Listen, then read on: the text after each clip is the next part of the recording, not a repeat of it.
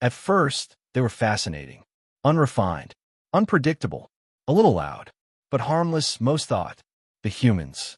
They arrived late to the stars, centuries behind the major empires, stumbling into the galactic stage with barely functioning fusion drives and ships that looked like flying scrap piles held together by rust and willpower. And yet, they moved with purpose. Curious, eager, open. They asked questions no one else thought to ask. Challenged systems no one else dared to touch. They learned quickly, too quickly. In less than a generation, they were fluent in 7 major trade tongues, had representatives in every quadrant, began terraforming projects on worlds others had long since abandoned as too volatile. They weren't brilliant, not at first, but they were relentless. And that's what made them interesting. The Central Observation Corps flagged their behavior as non-standard, not dangerous, just statistically irregular. The first warning came during a diplomatic disaster simulation. Routine testing, standard for any new species requesting joint operation status. The exercise involved a simulated reactor breach. Panic, pressure, decision-making under duress. The human envoy, civilian class, no military rank, walked into the core chamber while alarms were blaring. He wasn't supposed to. He looked at the simulation, blinked once, then said, "All right, let's fix it." He grabbed a tool, not a simulated tool, a real one, snuck past security, cracked open the housing panel, and got halfway through bypassing the safety lockout before security finally stopped him. When questioned later, he said, "I figured it was fake. But if it wasn't, someone had to do something. Might as well be me." No one could explain the behavior. There was no protocol for it. Most species failed the simulation by freezing. Some ran. A few made calls. No one had ever tried to solve it manually. The report was filed, marked anomaly. It should have ended there. But it didn't. Because the deeper they looked into human behavior, the less sense it made. There were stories. Whispers. A pilot who flew a damaged ship manually through an asteroid field, without navigation systems. A medic who performed a field amputation using a belt, a plasma torch, and a bottle of something called vodka. A scientist who volunteered to inject herself with an alien virus to see what would happen. None of these acts were ordered. None were rational. None should have worked. But they did. And when asked why they did it, why they took such ridiculous personal risks, the answers were always the same. A shrug, a grin, or, most unsettling of all, because someone had to. That phrase became infamous. Because it wasn't just spoken by soldiers. It came from engineers, doctors, diplomats, janitors. Because someone had to. It didn't make sense. No culture was this comfortable with pain, with chaos, with responsibility. Some species considered the humans brave. Others called them foolish. But one observer, a Zentari analyst with no emotional bias, put it plainly. They accept unacceptable outcomes, as long as it means someone else gets to live. It was disturbing, even self-destructive. But they weren't suicidal. They didn't throw themselves into danger without reason. They just redefined what reason was. No risk too high, no odds too long, no pain too sharp. If someone else might be spared, they would take the hit. Every time. It wasn't policy. It wasn't biology. It was cultural, taught, learned, expected. And that's when concern began to grow. Because the galaxy could understand aggression. It could understand logic, caution, diplomacy. But what do you do with a species that runs toward the fire because standing still feels worse? What do you do with a civilization that has seen extinction, survived it, and now treats fear like an outdated superstition? They weren't fearless. They felt fear like everyone else. They just didn't stop. And in the quiet corners of council halls, in the sealed reports of military command, in the uneasy glances exchanged by those who'd worked alongside humans too long, a new phrase began to surface, spoken half-jokingly, said with a nervous laugh, but never truly denied. These creatures are insane. It began, as most things did, with confusion. The first observation report was misfiled, a note from a cultural liaison assigned to a human colony on the Outer Rim. It read, "Subject group voluntarily participated in an open-air survival scenario. No shelter, minimal supplies, Weather conditions, extreme cold. Purpose, recreation. The term used was camping. The analyst flagged it as an error. Surely no sapient species would choose to suffer in a simulated emergency for entertainment. But the data was verified. Dozens of humans. No distress signals. They had brought their children. More reports followed. One team of observers recorded humans on an arid plateau, running for hours in open sun. Not fleeing, not chasing, just running. On purpose. This one was labeled marathon. Another incident involved humans climbing sheer rock walls with no harness, no protective shielding, and no immediate reason. They paid for access, signed waivers, smiled through every bruised knuckle and torn muscle. That one was called free soloing. The observers weren't sure if these activities were meant as punishment, ritual, or madness. They questioned the humans involved. The answers were worse than expected. It clears my head. It makes me feel alive. I like pushing myself. No rewards, no resources, no survival necessity. Just effort offered freely.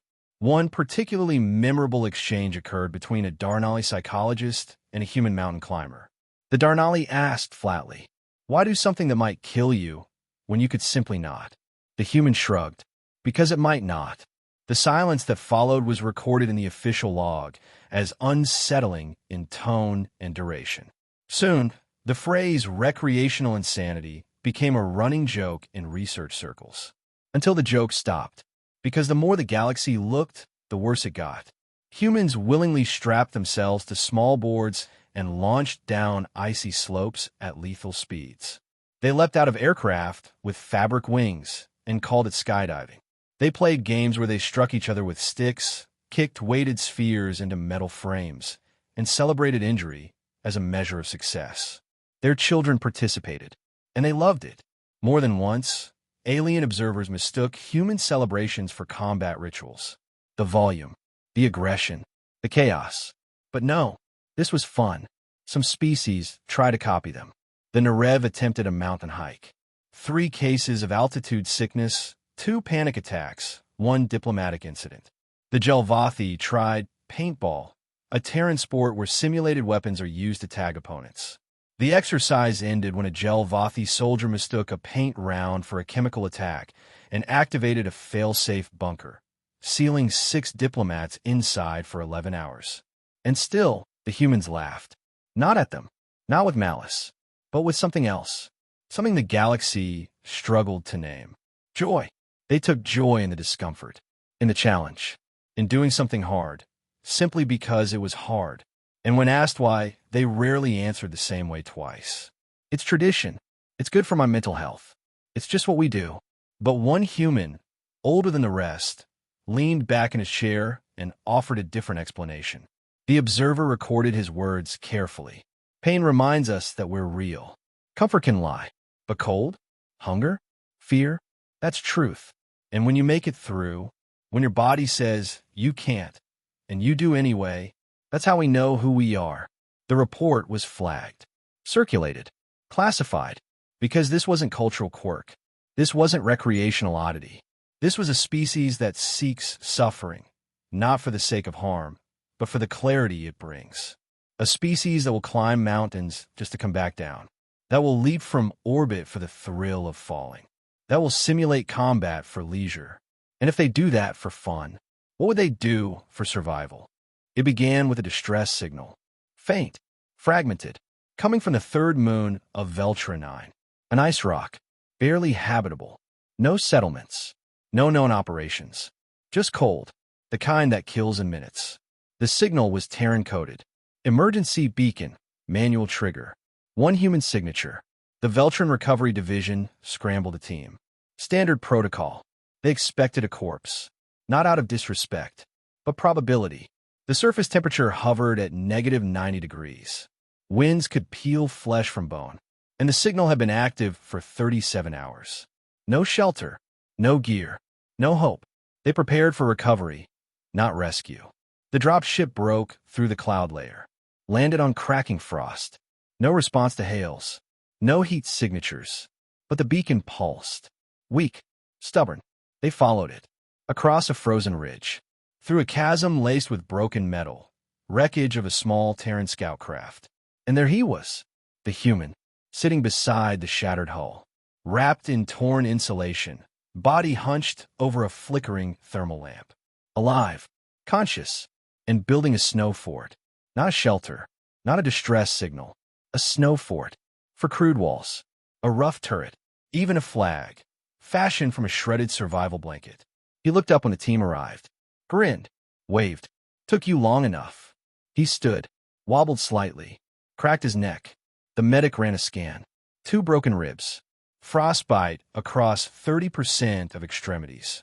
Mild hypoxia, dehydration, bruised kidney, and still smiling. When asked why he didn't stay inside the wreckage, the human shrugged. Crashed through the bulkhead when I landed.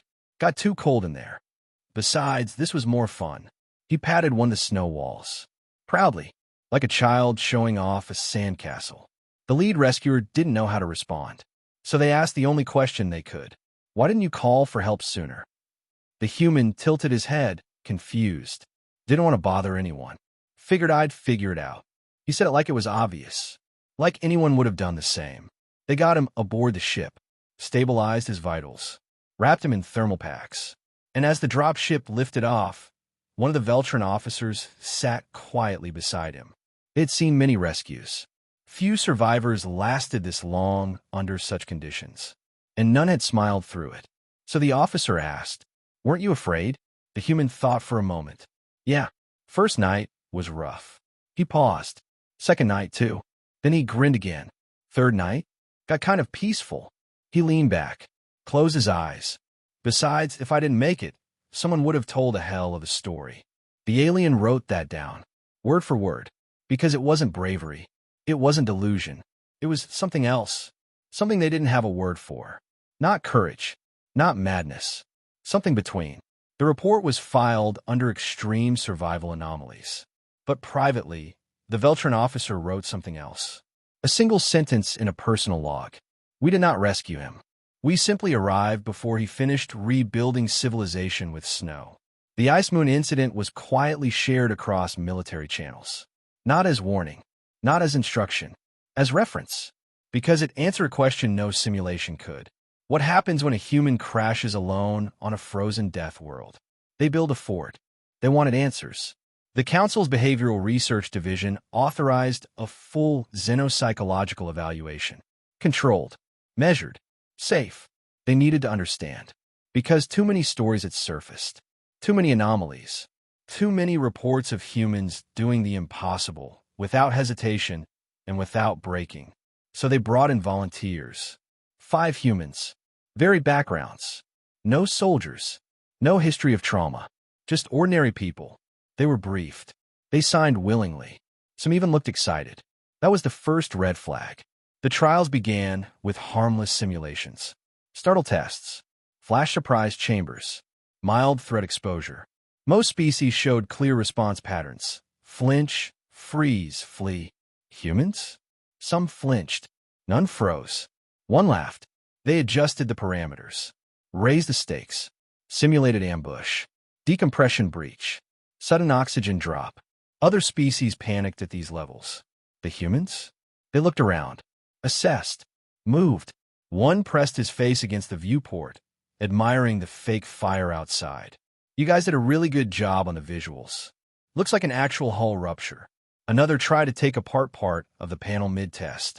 The staff increased pressure. Shortened response windows. Introduced disorientation variables. The humans adapted. One asked for a harder version. 2 ignored safety instructions and improvised new solutions. All of them completed the scenario faster than expected.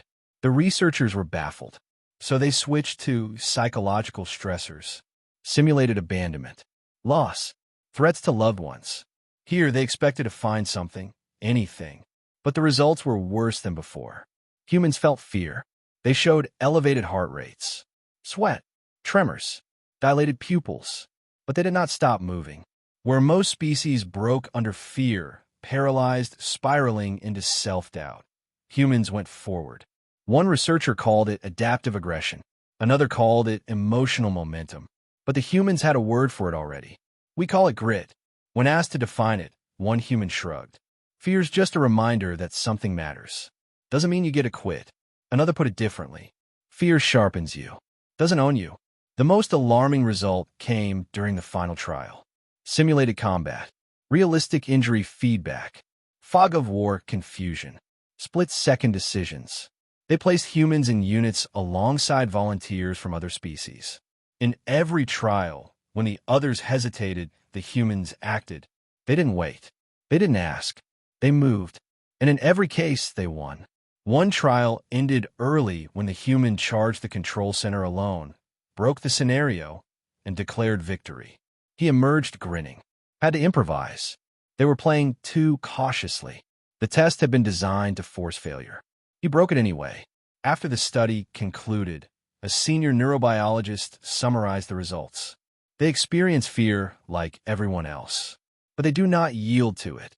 In fact, they appear to use it. That was when the phrase began circulating in private logs. 3 simple words. Fear response inversion. Not the lack of fear, the harnessing of it. A neural pattern where threat triggers not avoidance, but hyperfocus. It was unnatural and terrifying because fear was supposed to protect organisms from harm. But for humans, fear pushed them toward the source of harm. And worse, they liked it. One human subject, when asked what fear felt like, said, "Like music before a fight scene." She smiled as she said it. The aliens didn't smile back, because now they understood. Human bravery was not the absence of fear. It was the domestication of it. A beast they had trained over generations. Refined, unleashed when needed. And if that was what their civilians could do, what were their warriors like? Pain is universal. Every intelligent species has evolved a response to it. Withdrawal, warning, avoidance. Pain is survival. Pain is the body's boundary. Pain is the final command. Stop. But for humans, it's more like a suggestion. That was the finding that changed everything. The testing began conservatively. Thermal thresholds, impact tolerance, sensory overload. They weren't trying to cause trauma, only to observe limits. And the humans blurred them. Where others yanked their limbs back from heat, humans held on longer, sometimes without even realizing it. Where other species recoiled at sharp feedback, humans pushed forward with intent. One subject dislocated his shoulder during a reflex test. He grunted, reset it against the wall, and asked if he could finish the trial. When told that was unnecessary, he frowned. But I was winning. Another cracked a rib during an obstacle course. He didn't report it. They found out when the post-test scan showed internal bruising. His explanation? Thought it was just sore.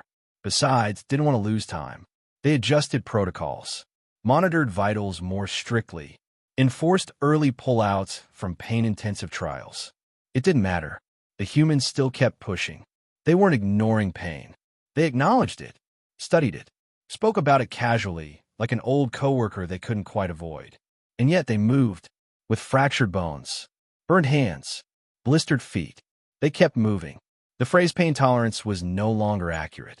The researchers updated their terminology. Pain integration threshold. Humans didn't block out pain. They used it, filed it away, adjusted their stride, adapted their grip, calculated what could be sacrificed. One subject explained it like this. Your body complains. You tell it, not yet, and it listens. Sometimes, when asked why they endured so much, the answers were varied. Because someone's counting on me. Because quitting hurts worse. Because I've done worse before. One response stood out. A former rescue worker, middle-aged, missing 2 fingers, smiled when asked how he handles pain. Pain is just the invoice, the price of doing something that matters. None of the researchers had ever heard anything like it, not from any species. Even the warrior castes of the Threx, known for ritual combat, showed distinct biological shutoffs in response to high pain. Not the humans. They didn't just endure it. They kept function under it. The line graphs were disturbing. Where most species declined sharply under pain, reflexes, cognition, decision speed. Humans plateaued, then spiked again. At moderate levels of pain, humans actually became more alert, more focused, more determined. One even improved his score on a timed engineering puzzle while nursing a sprained wrist. The researchers had no explanation. The term biological madness appeared briefly in an internal memo, then was deleted. But the fear lingered, because this wasn't about combat, or adrenaline, or cultural bravado. This was biology that had made room for suffering, had woven it into the operating system, had built identity around it. Pain didn't stop humans. It defined the moment when they began. One report, written but never released, said it plainly. They do not reject pain. They do not merely resist it. They carry it, and sometimes they use it as a weapon. It started like so many others had, with arrogance. A rising empire, well-equipped, well-funded, confident in its numbers. They had watched the humans, seen their chaos, read the reports, and misunderstood every single one of them. They believed humanity was unpredictable, unstable, undisciplined, a blunt instrument, dangerous in small skirmishes, but incapable of fighting a sustained war. And so they struck, fast, hard, with overwhelming force. Their fleets fell on outer Terran colonies. 6 in the first wave. No warning, no declaration. They expected surrender, expected confusion. Instead, they got resistance. Immediate, coordinated, relentless. The colonies fought back before Earth even issued an official response. Civilians took up arms. Engineers converted power grids into makeshift EMP pulses. Miners turned drilling equipment into anti-vehicle weapons. In one case, a medical transport ship rammed a destroyer head-on. It wasn't suicide. The crew survived because they ejected before impact, timed the detonation, hijacked the wreckage, and turned it into a makeshift planetary cannon. The attackers called it madness. Earth called it Tuesday. When the council convened to discuss intervention, one Valari diplomat, skeptical of human competence, asked if Earth had enough strategic reserves to survive a prolonged conflict. The Terran ambassador responded calmly, "We don't survive despite prolonged conflict. We survive because of it." It wasn't bravado. It was experience. Earth had fought wars on its own soil, had rebuilt from ashes more times than it could count, had carried the weight of extinction and still stood. The Empire didn't understand. They increased pressure. More attacks, targeting supply chains, civilian targets. They wanted to see how far the humans could be pushed before they broke. But humans don't break. They bend. They twist. They adapt. They transform. They fought back with tactics that defied logic. Insurgents vanished into forests and frozen moons. Hackers turned enemy satellites against their own fleets. Entire regiments operated without central command, coordinated only by intuition and shared pain. The more they were hurt, the more precise they became. The more they lost, the more unified they became. One captured enemy officer described it best. You hit them, and they tighten. You burn their cities, and they move faster. It's not strategy. It's instinct. By the 6th month of war, the attackers were exhausted. But Earth had just begun. They weren't fighting to win territory. They were fighting to prove something. That they could not be erased. That their pain had a purpose. That if you struck them down, they would get up louder. In the final phase of the conflict, Earth didn't send fleets. They sent ghosts. Unmarked ships. Sleeper cells that had waited years. Weapons built out of salvaged debris. And soldiers who had already died once and volunteered to go again. No glory. No anthem. Just missions. Completed. The war ended without ceremony. The Empire collapsed inward, shattered by the weight of its own miscalculations. And Earth? They didn't gloat, didn't occupy, didn't punish. They simply sent one message, broadcast to every frequency. This was not the first time. It will not be the last. But it will be remembered. And that was it. The war that should have broken them became just another scar. Another story. Another lesson. Because Earth doesn't fear pain. They file it. Sharpen it. Carry it forward. And when you push them to the edge, you don't find surrender. You find a reason they made the edge in the first place. They offered him asylum. After the surrender. After the courts. After the documents were signed and the last fleet stood down. He was given a room. Not a cell. Clean. Quiet. neutral gravity, panoramic view of a nearby nebula. He was the last surviving high command officer of the defeated empire, and no one knew what to do with him. He wasn't a war criminal. Technically, he followed orders, never pulled a trigger himself, just orchestrated the strategy that tried to burn Earth into submission, and failed. For months, he refused to speak. He declined interviews, ignored questions, watched the stars silently, until one day, he asked for a recorder. Not a broadcast, not a statement, just a record. One document, unedited, a transcript later known as the confession. This is what he said. We believed we were fighting primitives. We looked at their chaos, their disorganization, their noise, and saw weakness. We saw them joke while under pressure. We saw them disobey orders to help each other. We saw them fight when the war was already lost. And we called it insanity. He paused there in the transcript for 40 seconds before continuing. But I have seen true madness. The kind that grips leaders when they think they can't lose. The kind that turns surrender into slaughter. That is not what the humans have. No, they are not insane. They are committed. He leaned forward in the recording, voice quieter. We crushed their cities. They rebuilt. We took their dead and made them statistics. They made them reasons. We struck their civilian outposts, and they responded with precision strikes, not of rage, but of memory. They don't retaliate to make you suffer. They retaliate so that it never happens again. He paused again. I saw a Terran soldier drag his injured squad mate 30 kilometers across shattered terrain with a broken leg and no pain suppressors. When we captured him, I asked why he didn't abandon the body. He looked me in the eyes and said, I don't leave people behind, not even the dead. That's how you forget who you are. I didn't understand it then. I do now. The transcript records a long silence after this part, nearly 2 minutes. No one interrupted. And then, we should have feared their weapons. But we didn't.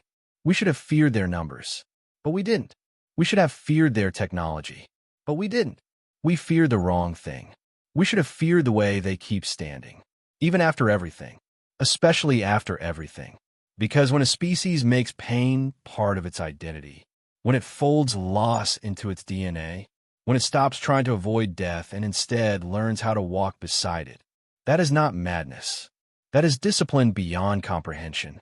The last lines of the confession are the ones most often quoted, printed in training manuals, carved into memorials. We fought a war to break them. We gave it everything we had, and we watched them bleed and smile. I do not fear humans because they can kill. I fear them because they can choose not to, and still remember how. They are not insane. They are prepared. The general asked for no pardon, no release. He requested only that his words be preserved. Not for Earth, for the next species that mistakes human laughter for weakness. The update came quietly, not with ceremony, not with a broadcast, not even with a vote. Just a line of code inserted into the central galactic database. A minor revision, barely noticed, under the shared lexicon of psychological classifications, next to the entry for insanity. A new notation appeared. See also, Homo sapiens, Terran origin. No explanation, no citation, just a cross-reference. Those who saw it first assumed it was a joke, a misplaced tag, a glitch in the behavioral index. But it wasn't, because across the galaxy, behind closed doors, the species who had fought beside humans, and those who had fought against them, were quietly adjusting their definitions. Not of language, of threat. The human mind had become an object of study. Their emotional systems, their risk tolerance, their pain response. It didn't fit the known models. They had no biological superiority, no enhanced regeneration, no psychic resistance, and yet they endured more than anyone else. Not in spite of suffering, but because of it. They weren't immune to pain or fear. They were built to keep moving through it. One academic journal proposed a term for it: volitional adversity conditioning. The theory was simple. Humans didn't merely survive the impossible.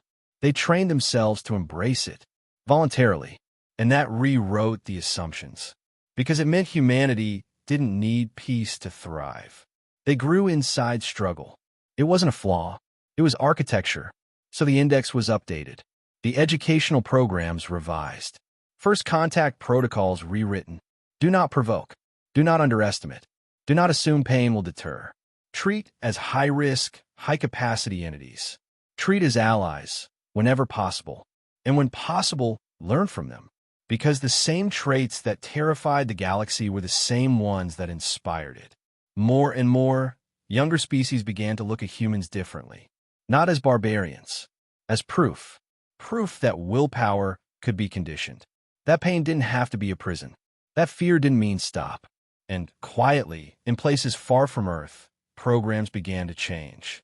Training regimens hardened. Rescue protocols reworked. Cultural mindsets shifted. Not to become human. No one could truly become what they were, but to understand what they'd shown. That suffering was not the end. That limits could be tested. That the edge wasn't a place to fear, but a place to build from. And back on Earth, no one even noticed the database change. They were busy, rebuilding a city, training new explorers, volunteering for another deep space mission with a 60% fatality estimate. Someone asked a young pilot once, "Why are you doing this? The odds are impossible." She smiled. "I know. That's why I have to try." That phrase was recorded. It circulated. It was quoted in council chambers, translated into 17 languages, and eventually, someone proposed a rewording of the original definition. Not of insanity, but of humanity. It read, "A species that redefined survival. A civilization that weaponized courage. A mind that met pain with understanding, and still stepped forward." And so, when the new generation of diplomats met Earth, they didn't ask if the stories were true. They already knew. They simply said, "We know what you are.